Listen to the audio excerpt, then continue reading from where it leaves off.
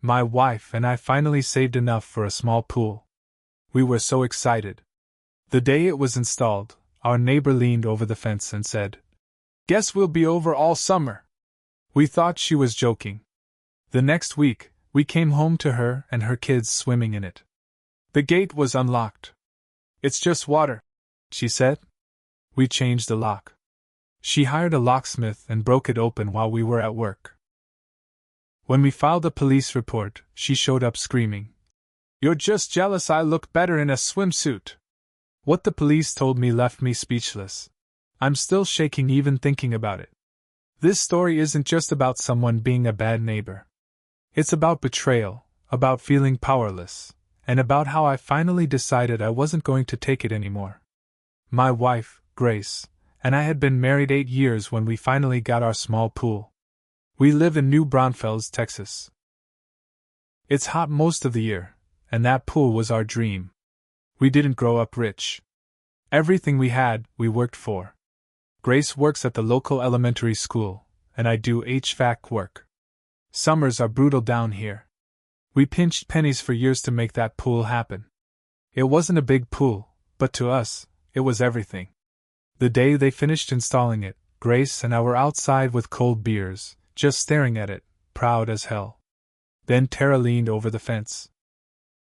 Tara had moved in about a year earlier.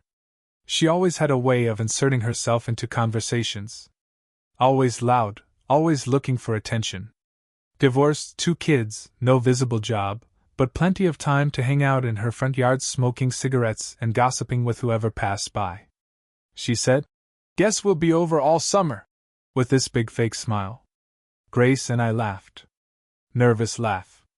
You know the kind where you don't want to be rude but you're thinking, hell no. We should have taken it more seriously. About 5 days later, we went grocery shopping on a Saturday morning. We were only gone maybe an hour. When we pulled back into the driveway, Grace said, "Is that splashing?" I knew before I even saw it. We ran around the side of the house, and there she was. Tara. In our pool. Her 2 boys with her, throwing one of my expensive new pool floats around. I stood there stunned. Grace was the one who found her voice first. "Tara, what the hell are you doing?" She just laughed, water dripping from her hair. The gate was unlocked. "It's just water. Calm down, it's no big deal." No big deal? No big deal? That pool wasn't just water. It was months of saving, planning, sacrificing things we wanted. It was supposed to be our place to relax. I told her firmly, "You can't just come into our yard whenever you want. This is private property." Tara gave us this smirk, like we were the crazy ones, and said, "Whatever, dude. Don't be so uptight." Then she rounded up her boys and left, but she made sure to splash as much water out as she could on her way out. That night, I installed a heavy-duty lock on the backyard gate. I thought that would be enough. A few days later, I found out just how wrong I was. The next Thursday, I came home early. I was driving up the street when I saw the gate to our backyard was hanging wide open. My heart started pounding. I slammed the truck into park and ran around back. And there she was. Tara, stretched out on one of our lounge chairs like it was hers. Her boys were in the pool, laughing and splashing. She had a cooler next to her, open, with beer cans scattered around. And our brand new lock? It was laying in the grass, busted. I later found out she had hired a locksmith to open it. When she saw me, she didn't even flinch. She just raised her beer and said, "Hey neighbor! Beautiful day, right?" I was so mad I couldn't see straight.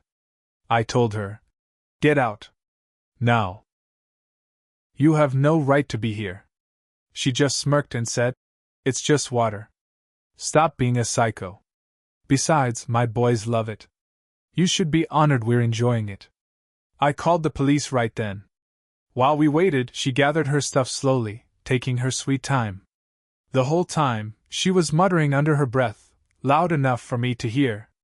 Stuff like, "You're just bitter because no one wants to swim with you, and maybe if you weren't so uptight, you'd have more friends." When the police got there, I thought it would finally be over. It wasn't. The officer listened to both sides. Tara, lying through her teeth, claimed we had given her permission to use it whenever she said it was an agreement between neighbors. I told the cop that was a lie. I told him about the broken lock. But then he said something that made my stomach turn. Without clear no trespassing signs, and since she claims you gave verbal permission, this might be a civil issue, not criminal. I stared at him. I said, so she can break into my backyard and use my property, and you can't do anything? He just shrugged. Put up signs. Document everything. Then we can press charges if she comes back. Grace was standing there, tears running down her face. Our dream had turned into a nightmare. Tara strutted off with her boys, laughing. Later, losers, she shouted over her shoulder. That night I couldn't sleep. I laid awake staring at the ceiling, thinking about how we had followed every rule, worked for everything we had, and yet someone like Tara could just take it away and laugh in our faces. I decided right then. If the cops wouldn't stop her, I would. But I knew I had to be smart. If I did anything illegal, she would just play the victim and I'd be the one in cuffs. So I made a plan. The next morning, I drove straight to Home Depot. I bought 4 large no trespassing signs. 2 for the backyard, 2 for the front yard. I bought a chain and a heavy-duty lock for the gate. Industrial strength. But I didn't stop there. I also bought 2 trail cameras, small ones, easy to hide. I set them up that afternoon, one pointing straight at the gate, the other covering the pool area. If Tara so much as set foot back there again, I would have video proof. The next few days were quiet. Too quiet. Grace and I sat outside every night, waiting, dreading. Then, on Sunday afternoon, it happened. We had gone to visit Grace's parents 2 towns over. We were only gone about 3 hours. When we got home, I immediately noticed the side gate swinging open again. I grabbed my phone and pulled up the live feed from the trail camera. There she was. Tara again. Drinking our beer, floating in our pool, her boys splashing everywhere. But this time, I had her on video. Clear as day. I called the police again. When they arrived, I showed them the footage. I showed them the broken lock on the gate. I showed them the no trespassing signs, now posted in plain sight. The officer's face changed. This time, he didn't shrug. He marched straight over to Tara's house, pounded on her door, and 15 minutes later, Tara was sitting in the back of a squad car, screaming that we were jealous of her. I thought it was over. But it wasn't. Because 2 days later, Tara filed a lawsuit against us. She claimed emotional distress and harassment. I couldn't believe it. We had to hire a lawyer. Money we didn't have. Stress we didn't need. Grace cried every night. I barely slept. But what Tara didn't know was, by filing that lawsuit, she had made a huge mistake. Because now everything was going on the record. And once we started digging, we found out things about Tara she thought no one would ever find. Once Tara filed that lawsuit, our lawyer got involved. He was a no-nonsense guy named Mr. Harlan. Mid-50s, slow talker, but sharp as a blade when it came to digging into people's lives. He told us, if she's suing you, we get to subpoena her background. Everything. And oh boy, did we find gold. Turns out Tara had a history. She had been evicted from 2 different rentals before moving into our neighborhood, one for unauthorized use of amenities, using a private community pool she wasn't allowed to, and another for causing disturbances. Even better? Tara wasn't even the legal homeowner. The house next door wasn't hers, it belonged to her parents. They had bought it for her after her divorce because she couldn't get a mortgage herself. Her parents lived out of state, and had no idea what she was doing here. When Mr. Harlan saw that, he grinned and said, "This changes everything." We filed a countersuit. Trespassing. Destruction of property. Harassment. Emotional distress. We added it all. But that wasn't even the best part. Mr. Harlan sent a certified letter to Tara's parents, the legal owners of the house, letting them know that because of Tara's behavior, we were filing a lien against their property. Basically, if we won, they could be on the hook for damages. Tara's world started crumbling fast. The screaming started again, almost daily. She'd stand outside, yelling at us, yelling at Grace, yelling at our dog even. She blasted music at all hours of the night. She threw a bag of trash over our fence. She even tried to block our driveway with her beat-up old SUV. Every time, we called the police. Every time, we documented everything. Mr. Harlan told us, "Don't react. Let her dig her own grave." And she did. One afternoon, while Grace and I were at work, Tara went too far. She broke into our backyard again. But this time, she didn't just swim. She keyed obscene words into the side of our pool deck. She ripped out the trail cameras and smashed them. She even went so far as to dump bleach into the pool, nearly ruining the liner. When I pulled into the driveway that day and saw the damage, I almost threw up from anger. But inside I felt something else too, a cold, steady fire. Because now we had her. She wasn't just trespassing anymore. She was destroying property. And thanks to my backup system, a hidden Wi-Fi security camera I had installed after the trail cams, we caught every second on video. Crystal clear. Tara. Breaking the gate. Defacing our property. Pouring bleach into the water. Laughing the whole time. 2 days later, the police showed up at her door with a warrant. This time, they arrested her for felony vandalism and criminal trespassing. She screamed the whole time they put her in the back of the car, accusing us of ruining her life and being obsessed with her. The neighbors all came out to watch. People filmed it on their phones. It was glorious. But it wasn't over yet. Because her parents, furious about the lien and the lawsuit, moved to evict her from the house. Tara fought it. Screamed. Threatened to sue everyone. But in the end, the sheriff showed up again. And threw her out. She stood in the driveway for hours that day, surrounded by her junk, cursing at anyone who looked at her. Nobody helped her.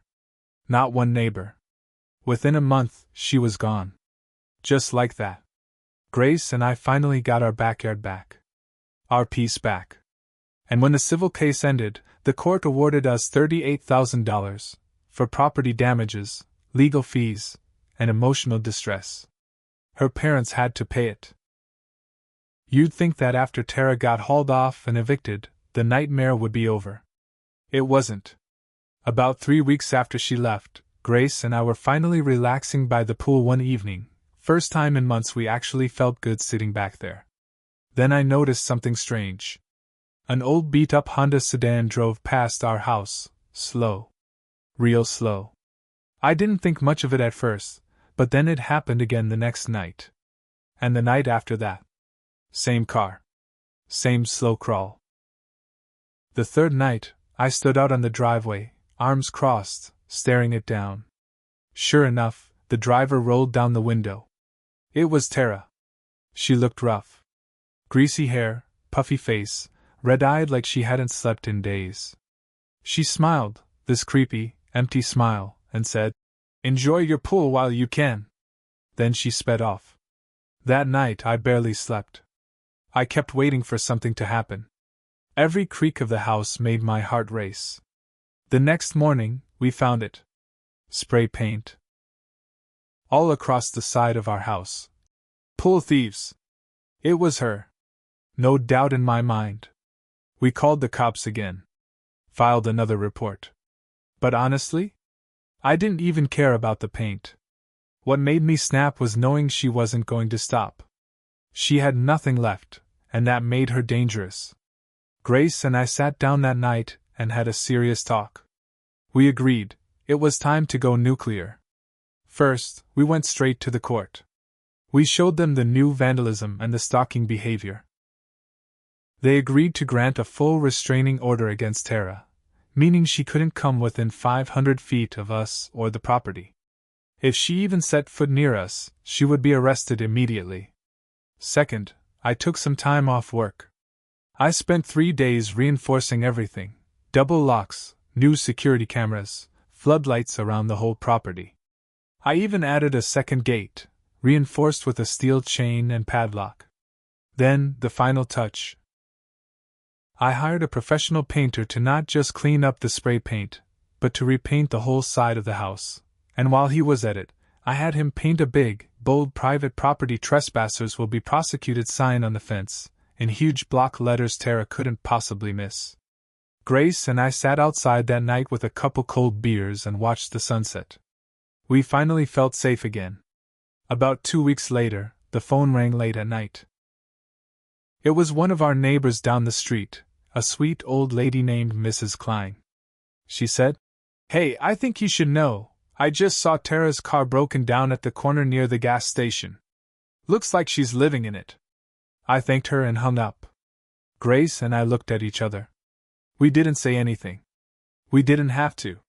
We both knew karma had already handled it. Tara lost her house. She lost her kids. I found out later CPS got involved after the vandalism and eviction. She lost everything. All because she couldn't keep her hands off something that didn't belong to her. She thought she was above the rules. She thought she could walk all over us. In the end, she destroyed herself. Now every time I sit out by our pool, the one we worked our asses off for, and hear the water splashing under the sun, I feel it. Not just peace. Victory. And believe me, it's a hell of a lot sweeter than water.